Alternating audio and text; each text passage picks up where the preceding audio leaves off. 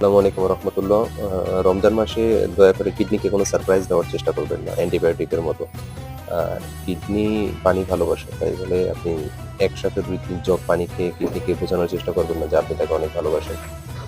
আমাদের যখন আমরা পানি খাই এটা ১ম ৫ মিনিটের মধ্যেই আ পানিটা রক্তে পৌঁছায় এবং সেটা রক্ত হয় এবং পরবর্তী ১৫ মিনিট বা টোটাল ২০ মিনিটের পরে সেটা কিডনি থেকে ইউরিন প্রস্তুত শুরু হয়।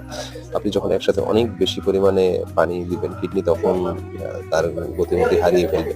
আপনি জানেন যখন আপনি অল্প পানি পান করেন তখন আপনার সেটা জীবন রক্ষাকারী হয়। আর আপনি যদি পানির মধ্যে ডুবে যান তাহলে কিন্তু আপনি মারা যাবেন।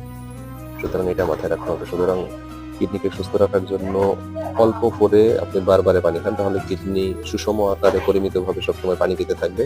সেটা আপনার কিডনির জন্য উপকারী হবে। কিন্তু আপনি যদি একসাথে বেশি করে পানি খান, তাহলে কিডনি আপনার শরীরের ব্যালেন্স হারিয়ে ফেলবে। ঠিকমতো ইউরিন প্রস্তুত করতে পারবে না। এবং আমাদের বডির যে ইলেক্ট্রোলাইট আছে সেটার ইমব্যালেন্স তৈরি হবে।